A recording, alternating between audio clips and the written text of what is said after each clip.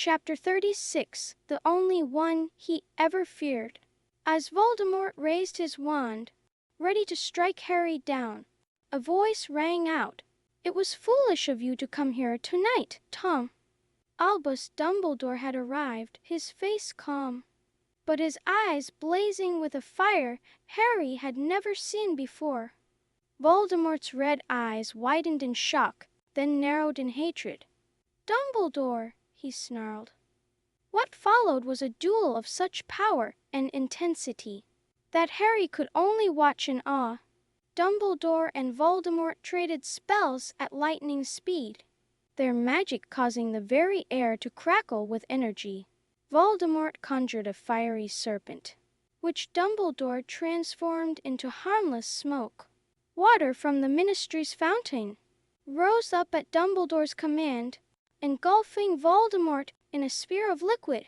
For a moment, it seemed Voldemort was trapped, but he vanished, reappearing behind Dumbledore. "You do not seek to kill me, Dumbledore?"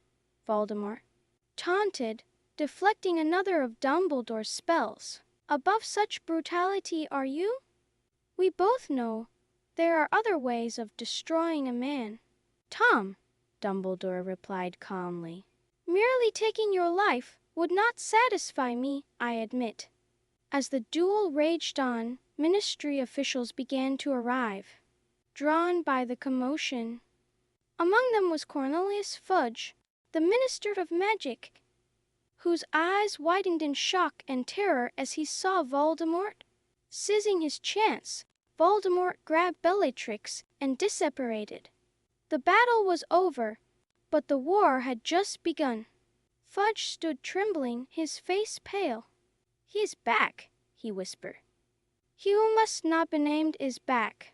Dumbledore turned to Harry, his blue eyes filled with concern. "Are you all right, Harry?" Harry nodded numbly, the events of the night crashing over him. Sirius was gone, the prophecy was destroyed, and now the entire wizarding world would know the truth about Voldemort's return. As the Ministry officials swarmed around them, Dumbledore created a portkey, sending Harry back to Hogwarts. "I'll be there shortly," he assured Harry. "There's much we need to discuss." With a whirl of color and a jerk behind his navel, Harry left the Ministry, his mind reeling with all that had happened and all that was still to come. Chapter 37 The Lost Prophecy. Harry found himself back in Dumbledore's office, his mind still reeling from the night's events. The room was silent save for the soft whirring of silver instruments on spindly tables. As he waited for Dumbledore, the weight of everything that had happened began to crush down on him. Sirius was gone, really gone. When Dumbledore finally arrived, his face was grave. "Harry," he said softly, "I know you have suffered a terrible loss tonight. I cannot tell you how sorry I am." Harry felt a surge of anger. "I don't want to talk about how I feel," he said, his voice shaking. "Harry, suffering like this proves you are still a man. This pain is part of being human." "THENIDON'Tobehun,"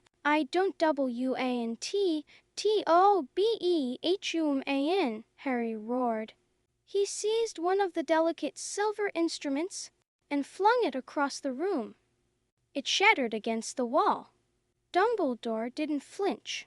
He let Harry rage, destroying several more objects, before the boy collapsed into a chair, exhausted and grief-stricken.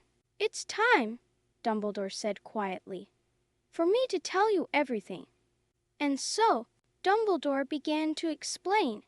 He told Harry about the prophecy, the real prophecy, made by Professor Trelawney years ago, the one that had led Voldemort to attack Harry as a baby, the one with the power to vanquish the Dark Lord approaches. Born to those who have thrice defied him, born as the 7th month dies, and the Dark Lord will mark him as his equal. But he will have power the Dark Lord knows not, and either must die at the hand of the other, for neither can live while the other survives. Harry listened, stunned. This was why Voldemort had tried to kill him as a baby. This was why his parents had died. This prophecy had shaped his entire life, and he was only learning about it now. "Why didn't you tell me before?" Harry asked, his voice barely above a whisper. Dumbledore's blue eyes were filled with sadness. "I cared too much," he admitted. "I wanted to spare you. You have faced so many hardships already. I wanted to let you have some happiness." As the full implications of the prophecy sank in, Harry felt a mix of emotions: anger, fear, determination. He was destined to face Voldemort. One of them would have to kill the other. "But what's the power I have that Voldemort doesn't?" Harry asked. Dumbledore smiled slightly. "Love, Harry. Your capacity for love. That is the power the Dark Lord knows not." As dawn broke over the castle, Harry left Dumbledore's office with a heavy heart, but a clearer understanding of what lay ahead. The path before him was dangerous and uncertain, but for the first time, he truly understood his role in the fight against Voldemort. Chapter 38: The Second War Begins. The last few days of term passed in a haze for Harry. The truth about Voldemort's return had finally been revealed to the wizarding world, and the Daily Prophet was now full of articles about the Ministry's plans to combat the Dark Lord.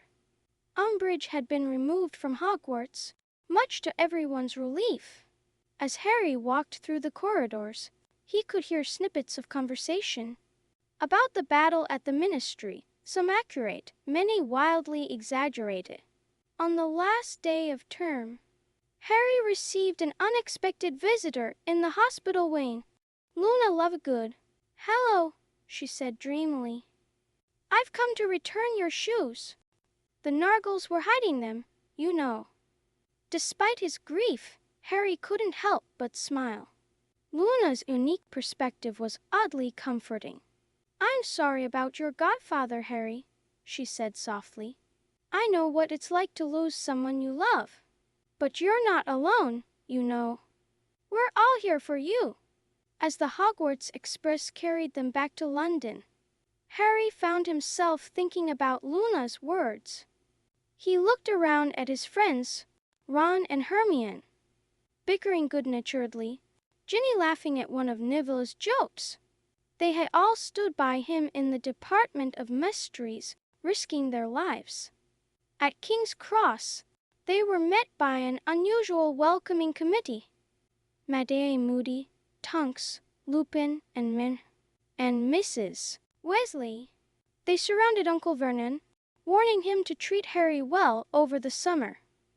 "If we hear you've been mistreating Harry," growled Moody, his magical eye fixed unblinkingly on Uncle Vernon. "And we will hear about it," added Lupin pleasantly. As Harry said goodbye to his friends, he felt a strange mix of emotions. Grief for Sirius, fear of what lay ahead, but also a sense of determination and hope. "See you, Harry," said Ron, clapping him on the back. "Bye, Harry," said Hermione, and she did something she had never done before, and kissed him on the cheek. "Harry, thanks," Neville muttered, looking down at his shoes. "Take care, Harry," said Luna, her protuberant eyes looking straight into his. "I expect we'll be seeing each other again very soon." As Harry walked away with the Dursleys, he knew that difficult times lay ahead. Voldemort was back, the wizarding world was at war, and according to the prophecy, he would have to face the Dark Lord again. But for the first time, Harry truly understood that he wasn't alone in this fight. He had friends who would stand by him, no matter what.